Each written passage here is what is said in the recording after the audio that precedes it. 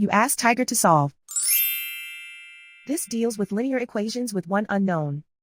The final result is m equals 7. Let's solve it step by step. Simplify the expression. Expand the parentheses. Simplify the arithmetic. Group all constants on the right side of the equation.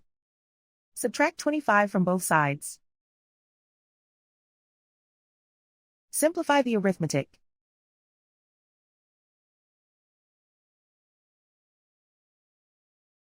Isolate the m. Divide both sides by -5. Cancel out the negatives. Simplify the fraction. Cancel out the negatives. Find the greatest common factor of the numerator and denominator. Factor out and cancel the greatest common factor. And so the final result is m equals 7.